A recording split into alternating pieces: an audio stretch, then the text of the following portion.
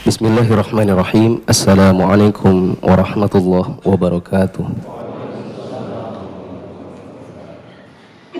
Alhamdulillahirabbil alamin wassalatu wassalamu ala asyrafil anbiya'i wal mursalin wa ala alihi wa ashabihi ajma'in.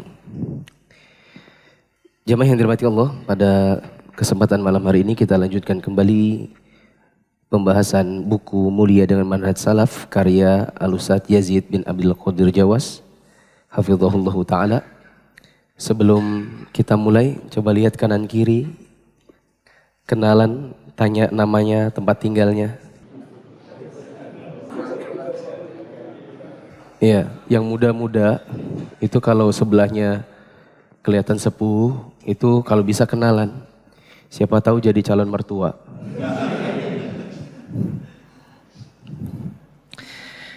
Al-Kisah, ada dua orang ikhwan ngopi berdua. Jadi mereka itu ngobrol, ngopi gitu ya, giling-giling kopi itu. Terus secara terpisah saya bertanya kepada salah satu dari keduanya. Mereka ngobrol, ngopi, yang satu masuk ke tempat saya berada. Jadi saya nanya lah, Nol, emang kenal sama Kaspul? Yang mana Ustadz? Loh, itu yang di luar yang bawa kopi yang antum ngobrol berdua itu siapa namanya? Oh, baru kenal katanya. Jadi saya karena merasa lucu, saya pun keluar bertanya kepada si Kaspul. Ful, Arnold nih akhirnya duduklah sebelahnya kan. Saya tanyalah, Ful, antum kenal nggak namanya Arnold? Yang mana Arnold Ustaz? Lah ini loh yang lagi, antum ini ngobrol dari tadi tuh akhirnya udah kenal. Dan kejadiannya baru tadi. Ini Kasful, itu Arnold. Ya. Sebuah kejadian yang sangat lucu. Saya videokan nanti mau saya posting rencananya. Tapi lucu ya. Saya nggak tahu itu yang merekatkan apakah karena ukhuwah Islamiyah gitu kan, atau karena mau kajian bareng, atau karena kopinya. Cuman lucu ada orang ngobrol, ngopi bareng tapi tak saling kenal. Dan ngobrol gitu ya, berdua intimate, saya kira sahabatan.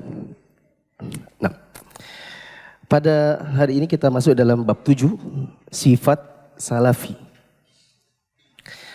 Salafi itu adalah orang-orang yang menisbatkan diri kepada manhaj salaf.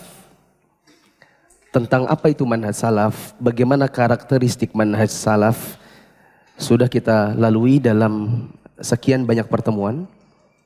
Dan sekarang kita masuk ke dalam masalah, kalau ada orang merasa dirinya adalah seorang salafi, atau ikut kajian salafi, atau merasa dirinya saya ini bermanhaj salaf, maka saya katakan bahwa manhaj salaf itu ada sifat-sifat yang selayaknya ada pada diri orang yang menisbatkan diri padanya.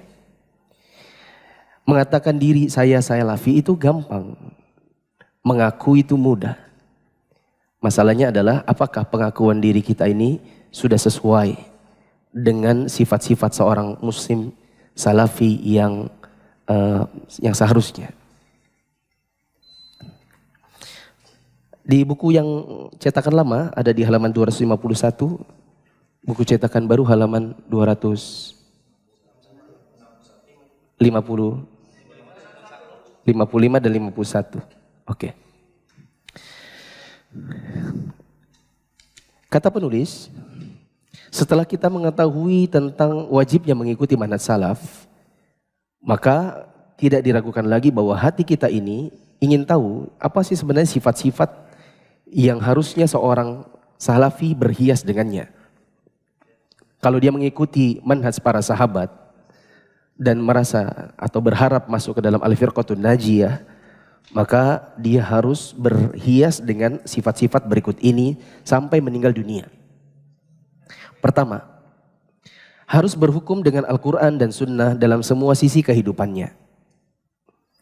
baik dalam masalah akidah, ibadah, akhlak, muamalah, dan lain-lain, terutama manakala terjadi perbedaan atau perselisihan. Jamaah yang dirahmati Allah, kalau merasa diri menjadi seorang salafi, maka dalam sisi kehidupan kita harus berlandaskan Al-Quran dan Sunnah dalam semua sisinya. Contoh akidah. Kita meyakini ada satu keyakinan di dalam diri kita terkait masalah agama, maka yakinkan keyakinan tersebut berasal dari Al-Quran dan Sunnah, bukan keyakinan mengada-ngada. Kalau kita mengerjakan sebuah ibadah, apapun itu, sholat, puasa, manasik, dan lain-lain, maka yakinkan bahwa ibadah ini kita bangun di atas Al-Quran dan Sunnah, bukan mengada-ngada.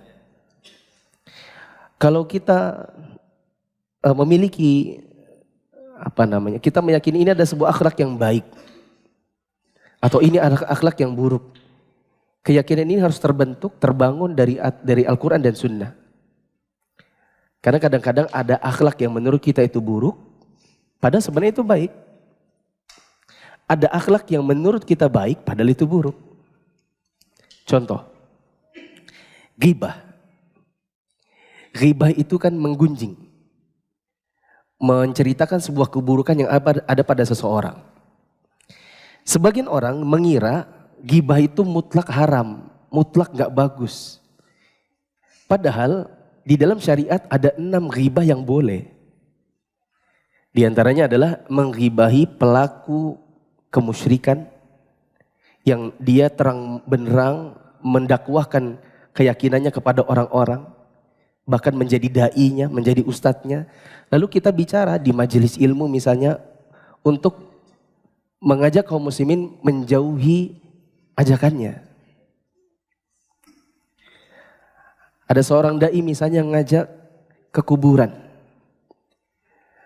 Mereka bilang, ayo ke kuburan wali fulan. Bayarnya misalnya 3 juta per orang. Nanti fasilitasnya bis, penginapan, bla bla bla. Nanti kalau kita ke sana, insya Allah naik jabatan. Tambahan rezeki, jodoh lagi, anak, dan lain-lain. Asalkan di sana misalnya iktikaf 1 hari 1 malam. Misalnya begitu ya. Apapun lah yang dikerjakan. Lalu kemudian kita katakan di majelis ilmu, ini perbuatan-perbuatan yang mengantarkan kaum muslimin kepada kemusyrikan, ini mengantarkan kepada khurafat, kepada bid'ah dan lain-lain. Lalu kemudian sebagai orang mengatakan, oh ini akhlaknya tidak bagus nih ustadznya, tukang ghibah. Versi mereka itu ghibah yang merupakan akhlak buruk. Padahal di dalam Islam itu justru disuruh, dituntunkan. Di dalam Islamnya ada 6 ghibah yang boleh. Ya. Ada orang misalnya suka gaul di masjid. Kadang-kadang ikut pengajian. Jenggotnya panjang. Tapi dia punya kebiasaan misalnya ngutang sini, ngutang sana, deketin si ini, deketin si itu. Nanti ngutang si lagi, ngutang lagi, ngutang lagi, ngutang lagi. Tapi tidak ada yang dibayarnya. Akhirnya lama-lama kan kedengaran nih. Oh si fulan itu rupanya suka dekat-deketin orang-orang baru itu ngutang. Dan gak ada yang dikembalikannya. Lalu kemudian ada sebagian orang yang mentahdir. Tahdir itu maksudnya memberikan peringatan. Kamu kalau didekatin sama fulan, kenalan ya kenalan.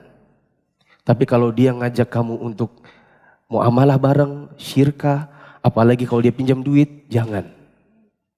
Soalnya daripada nanti kamu awalnya maksudnya mau bantu orang, belakangan kamu kesusahan nagih uangmu lagi. Ya.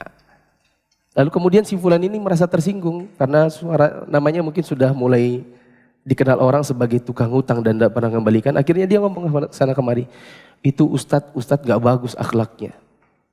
Itu ikhwan itu meskipun senior itu gak bagus akhlaknya. Masa suka gibah, suka fitnah. Versi dia akhlaknya gak bagus. Tapi di dalam Islam bisa jadi itu termasuk di antara ghibah yang dituntunkan. Karena mewanti-wanti orang agar tidak jatuh ke dalam kezaliman. Karena si fulan dikenal demikian.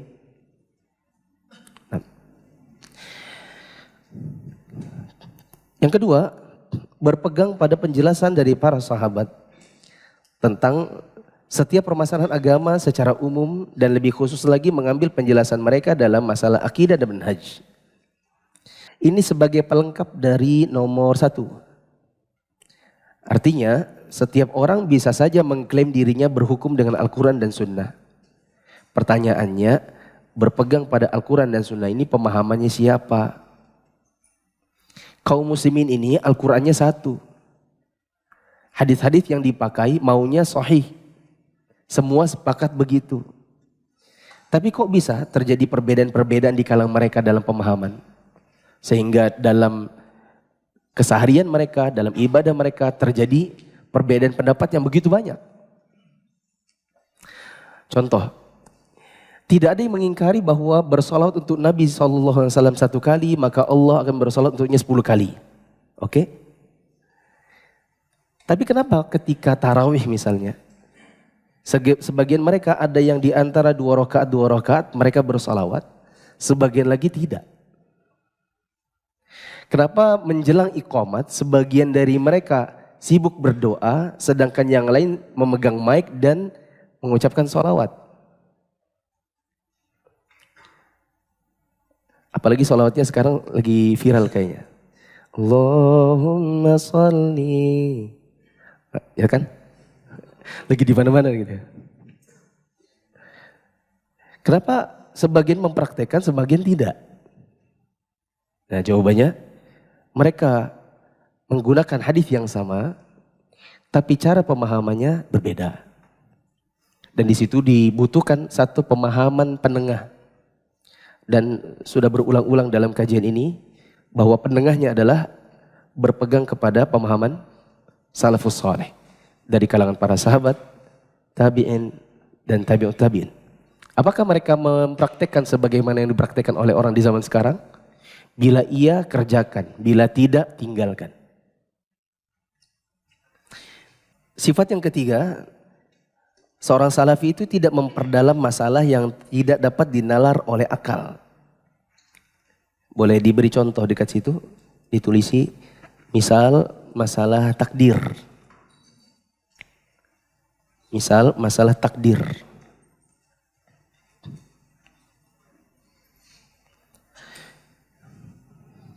Sebagian orang jatuh ke dalam kekufuran dalam masalah takdir karena mereka berusaha untuk memperdalamnya tapi tidak dengan pemahaman yang benar.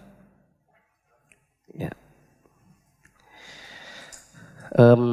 Kata penulis, hal itu dikarenakan menurut ahlu sunnah atau salafiyin, Al-Quran dan sunnah lebih didahulukan daripada akal.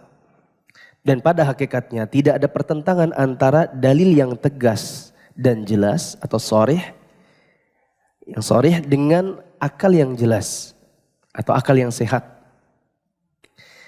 Saya kira ini bukan tempatnya lagi untuk saya detailkan masalah ini karena sudah berlalu juga dalam karakteristik manhaj salaf yang sudah berlalu.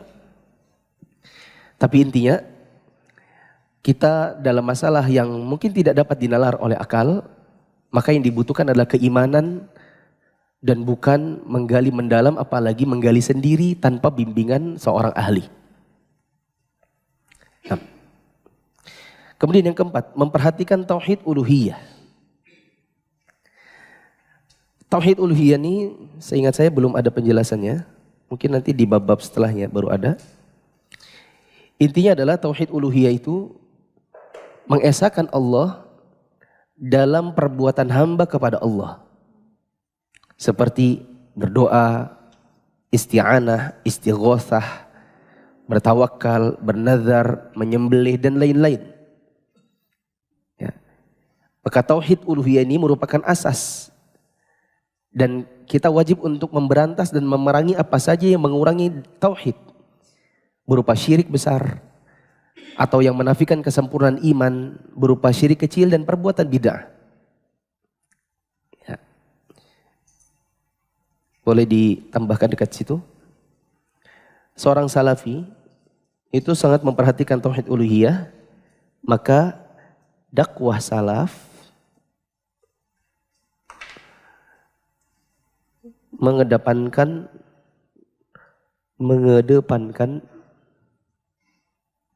tauhid uluhiyah.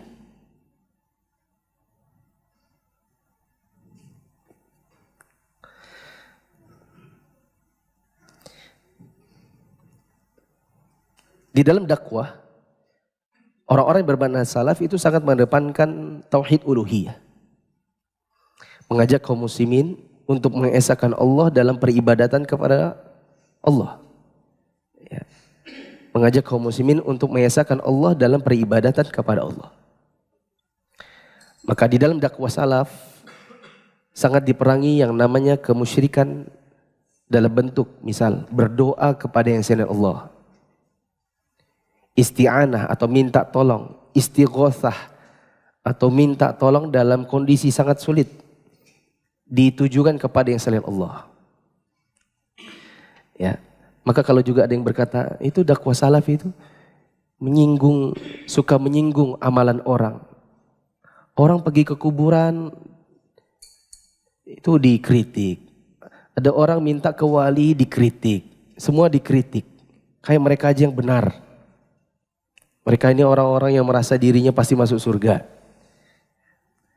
Maka kita katakan itu wajar kalau kemudian ada yang merasa tersinggung karena memang di dalam dakwah sunnah atau dakwah salaf mereka mengingkari ada perbuatan orang-orang yang suka datang kepada yang selain Allah meminta sesuatu. Seperti misalnya ke kuburan. Ya. Sedang musim paceklik, tidak bisa panen, sedang ada bencana alam. Mereka mengingkari perbuatan-perbuatan sebagian orang meskipun bajunya baju Islam, KTP-nya KTP Islam. Yang mereka kadang-kadang misalnya meletakkan sesajen di gunung supaya gunungnya berhenti meletus.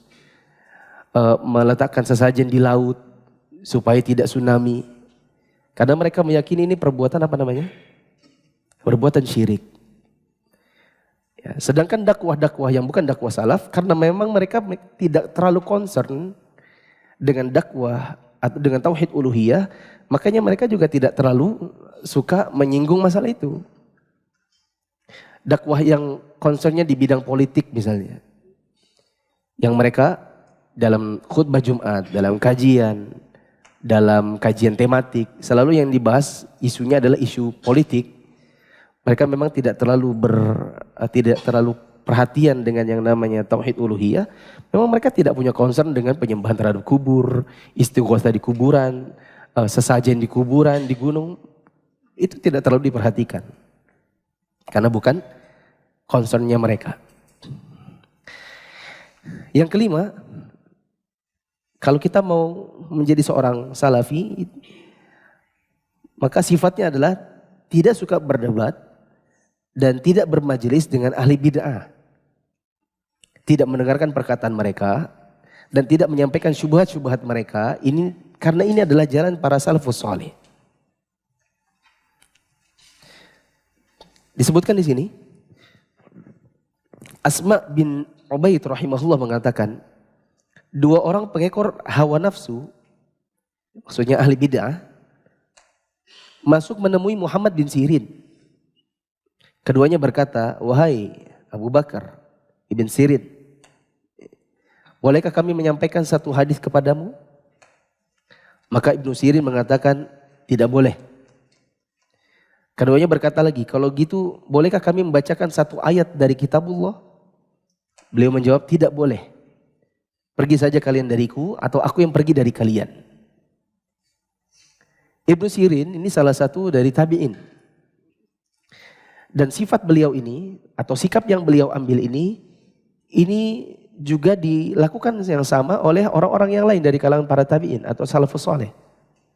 Di mana kalau mereka dapati ada orang yang merupakan kalangan ahli bid'ah, dai-dai yang suka mendakwahkan kebid'ahan, maka kalau mereka menyampaikan ayat atau menyampaikan hadis, mereka lebih milih untuk tutup kuping. Lebih milih untuk maaf, enggak. Ya, kami enggak mau dengar. Daripada nanti mendengar sesuatu lalu kemudian tercampur syubhat. Akhirnya di kepala ini, saya pernah sampaikan dalam pertemuan 2 minggu yang lalu. Kepala ini seperti tong sampah. Yang memang kotor masuk, yang masih bersih tapi dibuang juga masuk.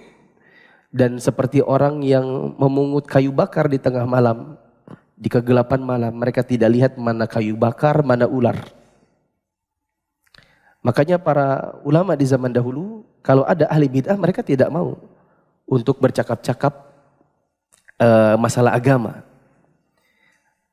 Ya, seperti tadi kita dapati Muhammad bin Sirin, datang dua ahli bid'ah kepadanya, mau bacakan hadis atau ayat, beliau menolak. Ya, mungkin boleh dicatat ya, di dekat situ. Itulah kenapa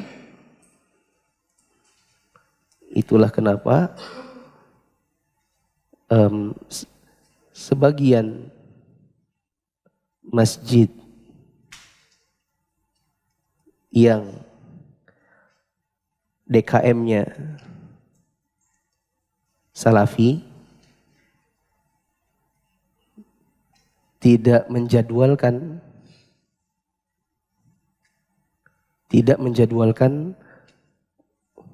ustadz-ustadz yang dikenal bukan Salafi.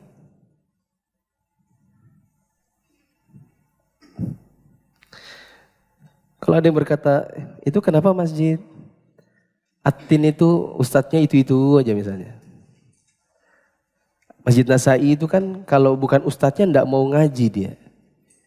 Jawabannya bukan enggak mau ngaji sama ustadz yang bukan ustadz Salafi. Masalahnya adalah yang bukan Salafi nanti membawa khurafat dan bid'ah lalu kemudian disebar kepada jamaah. Ketika disebar kepada jamaah, DKM-nya memfasilitasi, maka DKM-nya bisa berdosa. Karena memfasilitasi kebid'ahan disebarkan kepada kaum muslimin.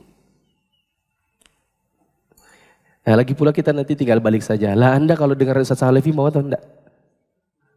Berapa banyak masjid yang DKM-nya memang bukan Salafi, mereka paling anti dengan yang dakwah Salafi. Ya. Jadi sama saja. Ya. Dulu saya pernah ngisi di dekat Sepinggan, tahun 2015. Kalau saya datang ngisi, DKM-nya itu semua pada di luar, duduk ngerokok-ngerokok. Mereka enggak mau, mereka di luar. Jadi yang duduk itu hanya yang memang masyarakat yang memang sudah biasa dengar kajian sunnah saja. Nanti kalau sudah azan, baru nanti seperti apa ya, seperti dikode gitu di dalam. Ayo sudah dong, sudah selesai gitu. Ya. Kenapa mereka tidak mau masuk mendengarkan kajian salaf? Karena memang mungkin mereka takut. Karena dianggapnya itu soalnya kajiannya beda sama kita. Daripada nanti kita kena syubhat. Ya kan? Itu enggak. Mereka tidak mau juga mendengarkan kajian sunnah. Saya mereka takut nanti syubhatnya adalah ketika kita kritik tentang amalannya, tentang bid'ah yang mungkin biasa diadakan di dalam masjid tersebut. Ya, nanti diberikan dalil-dalil mereka khawatir gitu ya. Apa yang sudah biasa dikerjakan nanti terpaksa harus diubah atau ditinggalkan. Al-Imam Sufyan Ats-Tsauri rahimahullah berkata, barang siapa mendengar suatu bid'ah, maka jangan ia ceritakan kepada temannya dan lemparkan bid'ah itu. Dan jangan dia lemparkan bid'ah itu ke dalam hati mereka. Ya. Sebagai contoh, kita kalau dapat WA yang isinya broadcast, yang kita yakin itu broadcast aneh-aneh, kebid'ahan, maka tidak boleh kita posting. Mungkin bapak-bapak sudah ada yang dapat postingan seperti ini. Berapa hari lagi, 2 hari lagi, sehari lagi akan masuk bulan Rajab. Siapa yang menyebarkan SMS ini, WA ini kepada 10 orang, maka akan terhindar dari api neraka. Ya. Tidak ada riwayat siapa, tidak jelas juga siapa yang pertama kali mengetiknya, atau tidak. Maka yang seperti ini tidak boleh kita sebarkan. Karena itu termasuk khurafat.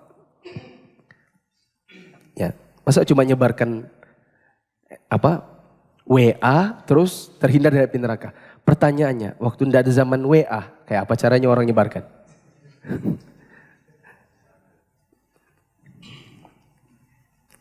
Kemudian yang keenam, tunggu dulu, saya pikirkan dulu nomor 5 nih ya.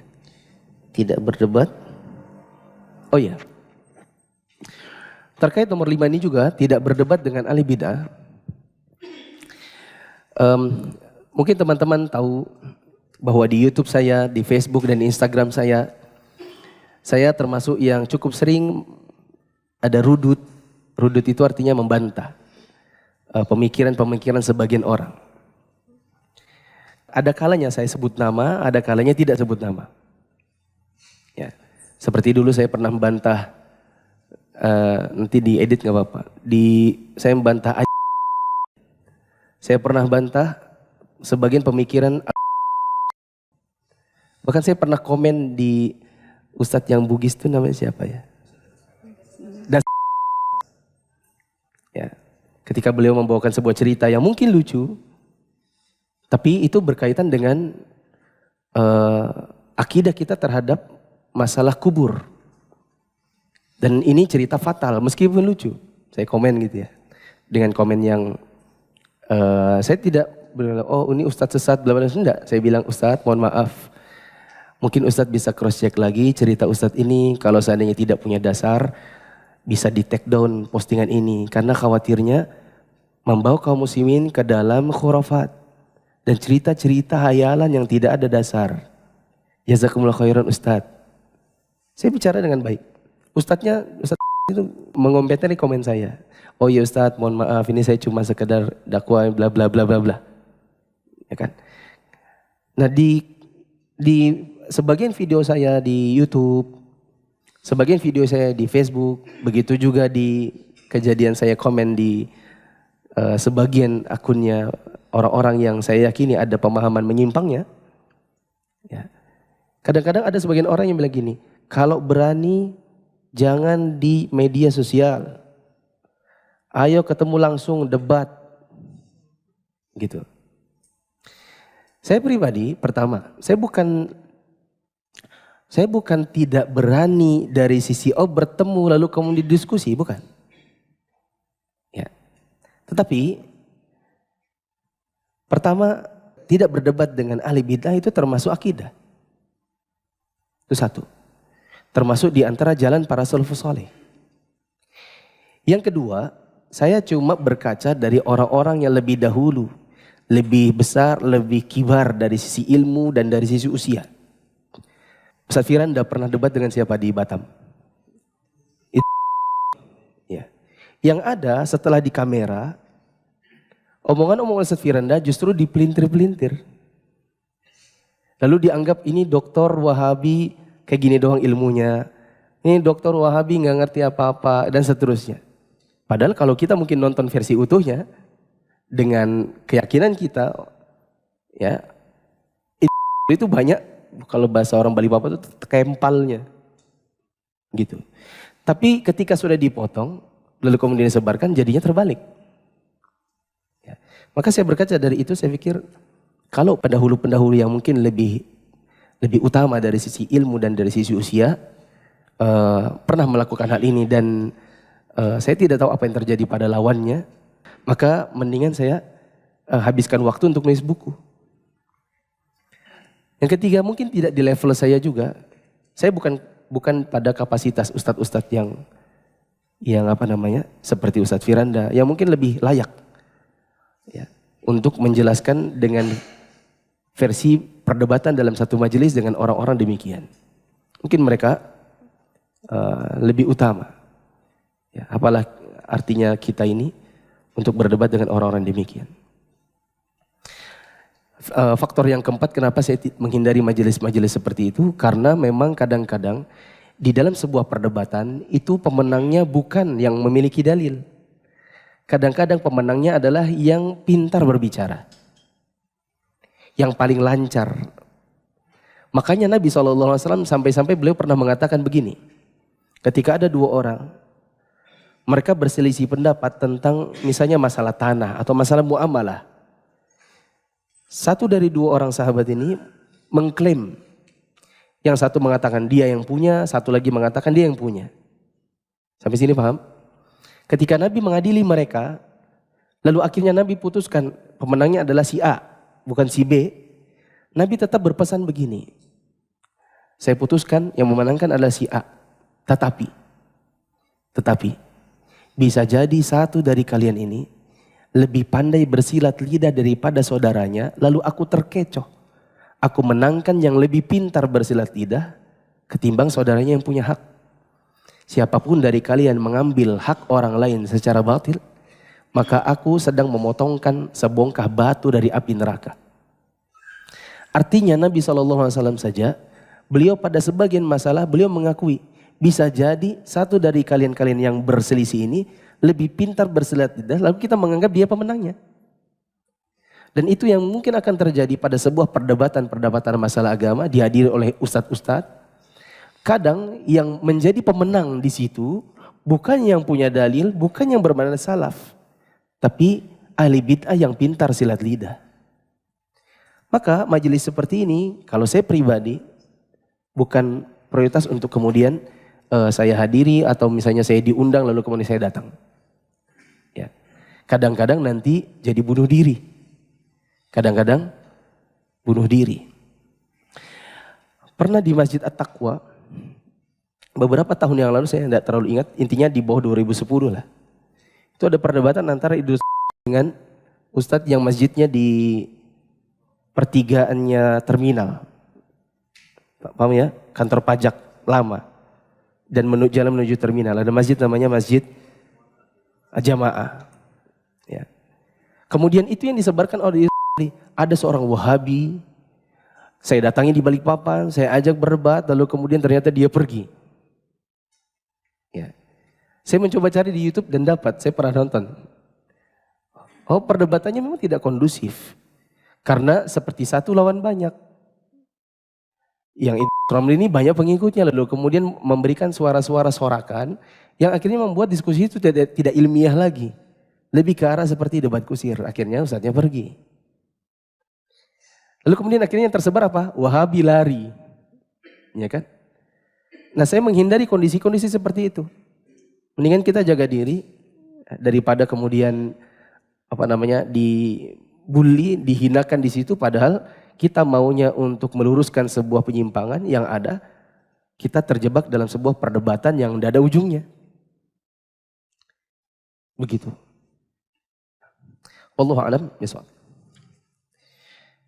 Yang keenam, sifat seorang salafi adalah semangat dan sungguh-sungguh menyatukan kaum muslimin di atas Al-Quran dan Sunnah menurut pemahaman salafus saleh.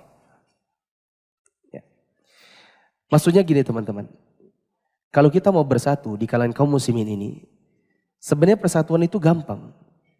Yaitu manakala kaum muslimin semuanya mengembalikan pemahaman mereka kepada Al-Quran dan Sunnah, dan memahami Al-Quran dan Sunnah ini dengan pemahaman penengah tadi. Apa pemahaman penengah? Pemahaman salafus saleh. Masalahnya adalah ketika kaum muslimin masing-masing mengaku dirinya beragama dengan Al-Quran dan Sunnah, tapi pemahamannya pemahaman pribadi. Tidak mengembalikan kepada pemahaman salafus saleh. Akhirnya tidak pernah tercapai yang namanya persatuan. Ya. Contoh mudah di dalam masjid. Kadang-kadang terjadi perkelahian karena sebagian orang ada yang mau merapatkan kaki, sedangkan sebagian lagi menghindari kaki. Itu tidak. Ada yang mau rapatkan kaki, kakinya malah diinjak. Bahkan di sebagian ceramah malah dibuat lucu-lucuan kalau ada orang yang mau merapatkan kaki, lama-lama berangkang. Maksudnya karena saking mengejar kaki, akhirnya dia kakinya sampai berangkang. Dibuat lucu-lucuan oleh sebagian ustadznya. Pertanyaannya, menurut Al-Quran dan Sunnah, sebenarnya saat sholat berjamaah, itu kakinya dirapatkan atau tidak? Rapatkan, karena Nabi yang suruh. Sebagian lagi mengatakan, tidak usah rapatkan. Ya, nggak tahu apa alasannya. Ya. Akhirnya di satu masjid kadang-kadang berkelahi untuk masalah itu.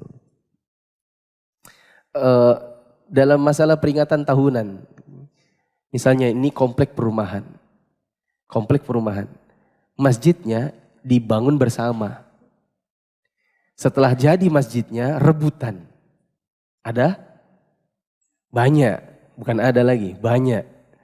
Setelah jadi masjidnya, udah bagus masjidnya, baru rebutan. Yang satu mau pakai mauludan, yang satu tidak mau mauludan. Yang satu maunya zikirnya berjamaah, keras pakai mic, satu lagi maunya diam-diam, agak pelan-pelan. Yang satunya mau pakai salaman keliling, yang satunya tidak mau pakai salaman keliling. Yang subuhnya, satunya mau subuhnya pakai kunut rutin, yang satunya mau tidak pakai kunut. Akhirnya terjadi perkelahian. Padahal tadinya waktu bangunnya, bangun bersama, ya kan? Belakangan kelahi dan rebutan. Kok bisa itu terjadi? Bisa jadi karena di antara mereka ada hal-hal tertentu, sebagian berdasarkan Al-Quran Sunnah, sebagian tidak. Atau kalaupun mereka sama-sama Al-Quran dan Sunnah, masalahnya pemahamannya itu ada yang pemahaman sendiri, ada yang pemahaman salaf. Begitu. Padahal kan sebenarnya mudah. Salaman keliling itu oleh Nabi SAW dipraktikkan atau tidak dalam keseharian beliau. Peringatan-peringatan tahunan itu dipraktikkan Nabi tidak. Wong Nabi hidup loh. Kira-kira 10 sampai 11 tahun kesempatan. Kalau Nabi mau lakukan peringatan itu kan ada 10 tahunan. Nah, Nabi kerjakan tidak? Ada penghalangnya atau tidak di zaman dahulu untuk mengerjakannya? Ada motivasi enggak yang sama antara kita dengan Nabi di zaman dahulu untuk mengerjakannya? Ya. Kalau ada motivasinya, enggak ada penghalangnya, Nabi kerjakan atau tidak? Ini tinggal digali saja. Ya. Tinggalkan dulu baju ormas, tinggalkan dulu baju saya ini orang anu. Tinggalkan dulu, kembalikan kepada Al-Quran dan Sunnah. Dilihat dengan pemahaman para sahabat, tabi'in, tabi'ut tabi'in. Apakah mereka mengerjakannya? Bila ada, kerjakan. Bila tidak ada, tinggalkan.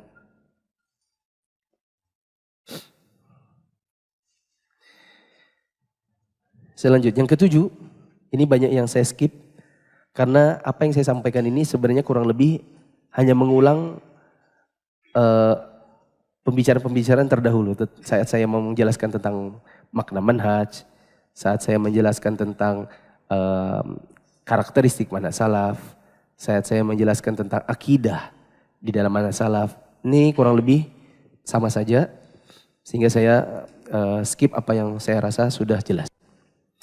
Yang ketujuh, kalau kita mau katakan diri kita seorang salafi, maka kita harus hidupkan sunnah-sunnah Rasulullah SAW. Baik dalam ibadah, akhlak, dan semua sisi kehidupan. Sehingga kita bisa menjadi orang-orang terasing di tengah kaum, tapi bukan mengasingkan diri. Tetapi saking ingin menghidupkan sunnah-sunnah Nabi, sampai-sampai sebagian orang menganggap diri kita ini asing. Contoh mudah, celana di atas mata kaki bagi laki-laki. Ya, beberapa tahun yang lalu, tidak seperti sekarang. Tahun-tahun yang dulu, kalau ada orang celananya di atas mata kaki, itu julukan-julukan kebanjiran, seperti orang-orangan sawah, seperti kurang bahan. Itu sering kita dengar. Alhamdulillah kalau sekarang sudah tidak.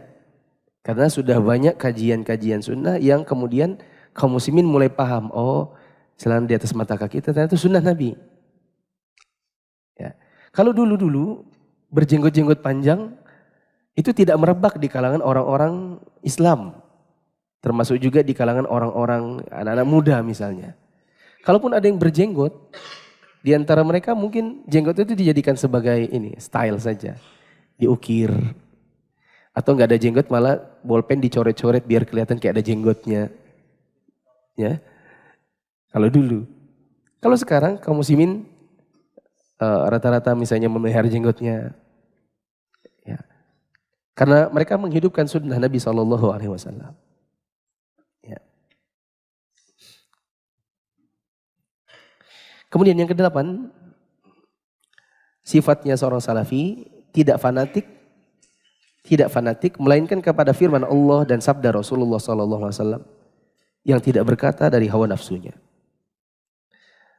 Ya. Kata penulis, ahlu sunnah tidak mengedepankan perkataan seorang pun di atas firman Allah dan sabda Rasulullah SAW.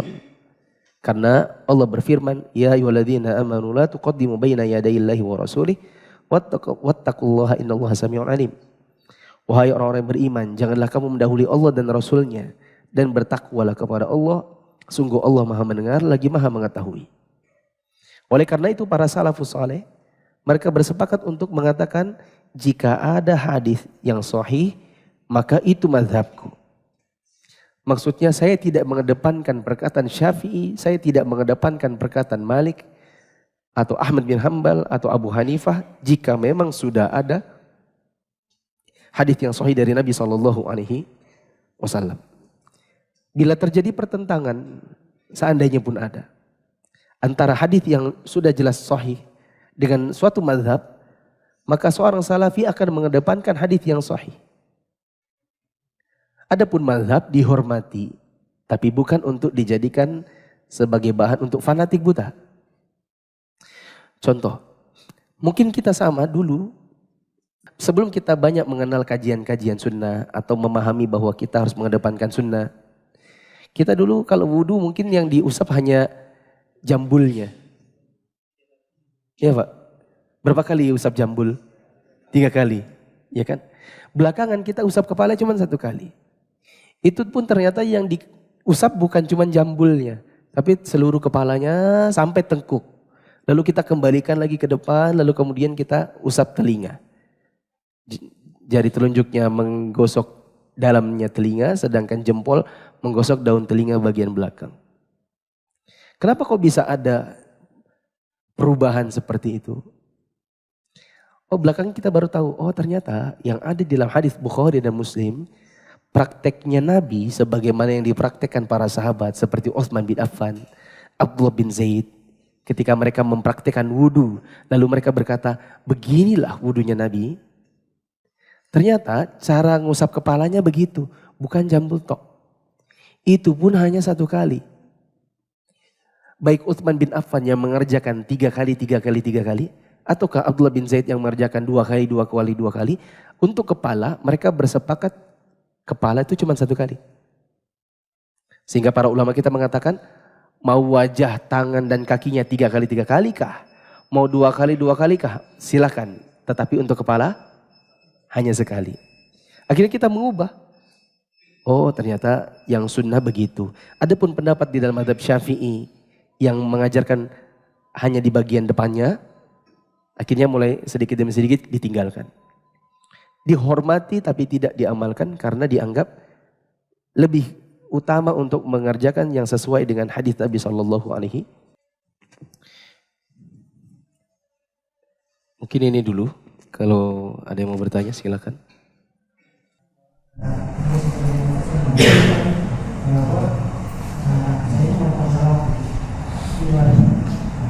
Mantan salafi.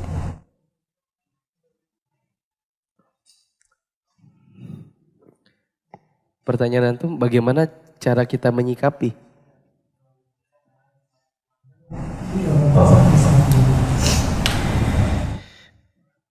Misal saja di grup keluarga ada yang posting gitu ya. Ini video Ustadz mengatakan dirinya mantan salafi. Mantan salafi. Susah. Coba tanya, mana kartu anggotanya? Kalau mantan itu kan, misalnya saya mantan dulu orang Muhammadiyah, mana dulu keanggotaannya? Terdaftar di cabang mana? Ya, coba tanya, siapa ketua pusat Salafi Indonesia? Manhaj Salaf itu bukan organisasi. Dia itu pemahaman. Dia juga manhaj bukan untuk dipilih. Dia adalah kewajiban. Siapa yang mau beragama tidak dengan manhaj salaf, maka pasti ada bid'ah dan khurafat pada dirinya.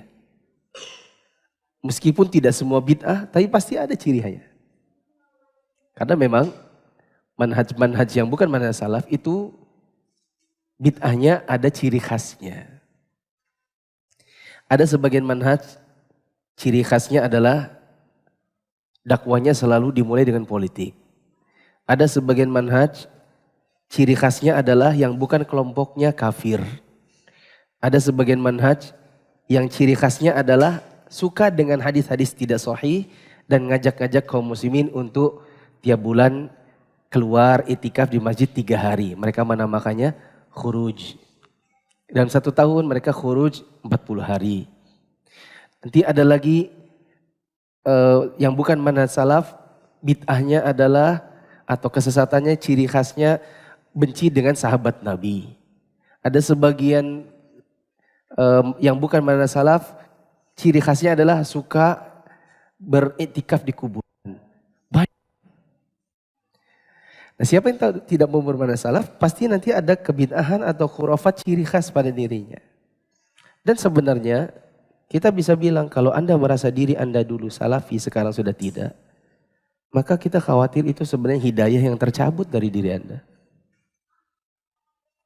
Manhaj salaf itu pemikiran yang harus ada pada diri seseorang supaya dia tidak jatuh ke dalam kesesatan. Maka kalau sekarang ada yang mengatakan dia mantan salafi, berarti ada jalan kebenaran yang cabut dari dirinya. Seperti itu. Di Indonesia ini memang ada sebagian ustadz, 2 model. Antara mengatakan dirinya mantan salafi, atau yang mengatakan dirinya saya salafi tapi seperti dulu lagi. Ya, itu ada. Contoh yang mengatakan dirinya mantan salafi itu ada di Gorontalo. Kita perhatikan atau ustadz-ustadz yang bilang sebenarnya orang ini dulunya maunya dakwah di kalangan salafi, tapi karena nggak diakui ilmunya, catat ya, tidak diakui keilmuannya, nggak dikenal belajar dari mana, nggak ada orang yang lebih ahli dari dirinya yang merekomendasikan dia sebagai ustadz baru dengan manhaj salaf. Maka orang pun tidak menghadiri pengajiannya, orang tidak menerima dirinya sebagai dai yang mumpuni. Endingnya adalah karena tak diterima di sini, cari ke tempat yang lain yang bisa terima dirinya, yang mau mengakui dirinya sebagai ustadz. Lalu yang salaf ini dibilangnya, ini dulu saya sekarang mantannya mereka. Padahal sejatinya memang tidak ada yang mengambil ilmunya. Dan apakah itu wajar? Wajar dong. Bapak-bapak punya anak nih. Misalnya tinggal di Balikpapan, anaknya bilang saya pokoknya maunya sekolahnya di Balikpapan. Maunya apa nak? Sekolah umum apa sekolah SMK atau sekolah pondok? Apapun pilihannya dia, mau sekolah umum atau pondok, pasti bapak-bapak akan mencarikan yang terbaik di antara yang ada pilihannya. Betul atau tidak? Kenapa begitu? Itu adalah sebuah naluri, hal yang wajar bagi diri seseorang. Untuk mengambil ilmu dia harus filter. Dia akan mengambil yang menurut dia layak untuk mengajar. Betul? Makanya orang berlomba masuk SMA 1. Minimal di zaman saya dulu. Orang berlomba ke sana.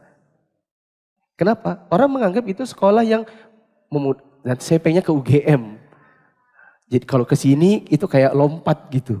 Kayak naik kelas misalnya.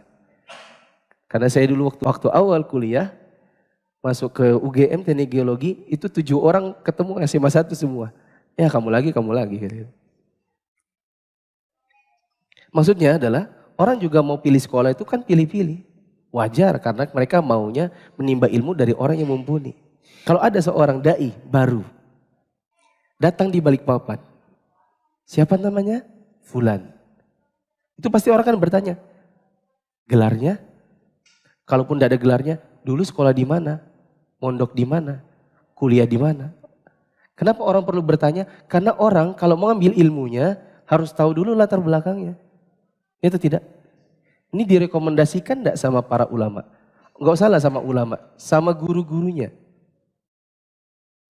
Kalau ada orang berkata, oh dia dulu dia alumni pesantren Al-Irsyad. Oke, pesantren Al-Irsyad banyak alumninya. Direkomendasikan tidak oleh guru-gurunya? Itu jadi pertanyaan. Oh dia keluar dari Madinah, dia itu khirij Madinah, alumni Madinah. Oke, alumni Madinah, banyak alumni Madinah ribuan. Dulu waktu dia kuliah di Madinah, track recordnya bagus enggak? Jangan-jangan nilainya CD. Kalau dapat beasiswa kerjanya melancong keliling Saudi. Dan sibuk sama itu lupa dia kuliah. Banyak bener. Jadi orang akan memfilter. Nah itu versi pertama. Itu contoh ada orang mengatakan, saya mantan salafi. Sebenarnya dia bukan mantan salafi.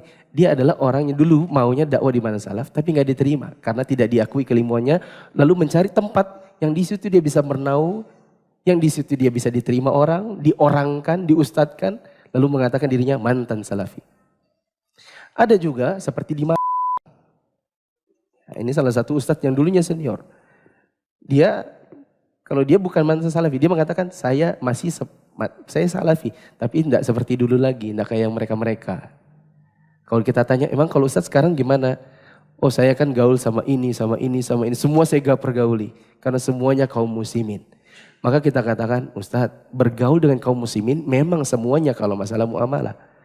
Untuk duduk bareng, kemudian ngisi bareng, yang antum dakwahkan mana salaf, yang ini yang didakwakannya khurafat dan bid'ah, campur aduk dong. Dan itu bukan mana salaf. Berarti antum cuma sekedar ngaku-ngaku aja. Kalau diusut-usut, oh ternyata pernah salah ngomong, keceplosan, tersebar di media, akhirnya digerebek orang, dipersekusi, diancam, masuk penjara kamu kalau tidak mau meralat hinaanmu terhadap amalan kami yang kamu katakan syirik itu. Oh akhirnya karena tidak enak, akhirnya oh enggak kok, ya saya minta maaf, dulu itu saya salah ngomong, bla bla bla. Ujung-ujungnya karena sudah tidak enak sama tekanan masyarakat, sekarang ganti status. Saya salafi, tapi tak seperti dulu lagi. Paham maksud saya? Tidak sama. Gitu ya. Tapi kan ngomong begitu di grup WhatsApp ketiknya panjang tuh. Ya kan? Mau jelasin juga buat apa? Keluarga kita mungkin tidak sampai pemahamannya.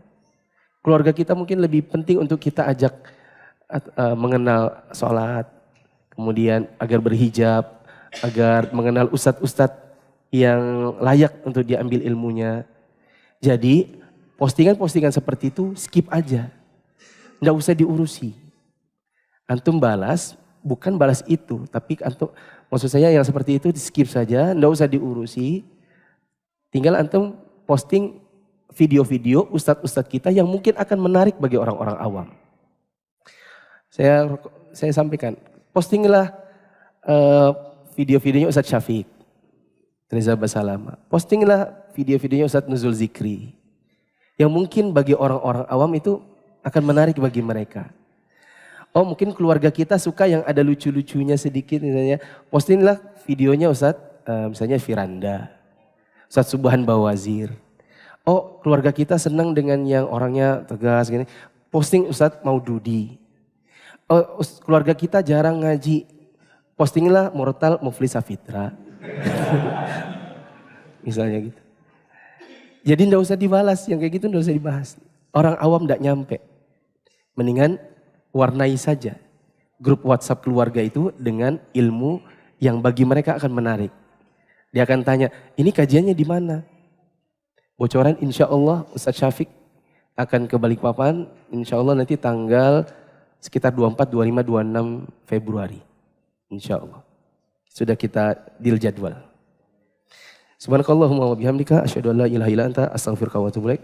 Oh ya maksud saya nanti kalau datang Ustadz Syafiqnya, keluarga antum ajak. Gitu. Posting itu nanti pamfletnya di grup keluarga. Ayo datang yuk. Dan jangan cuma posting, tapi bikin kalimatnya. Yuk datang yuk, ini Masya Allah Ustadz ini. Gitu loh. Nanti yang ikut hadir setelah selesai kajian kita makan-makan di gitu. Subhanakallahumma wa bihamdika asyhadu an la ilaha illa anta astaghfiruka wa atubu ilaik. Wassalamualaikum warahmatullahi wabarakatuh.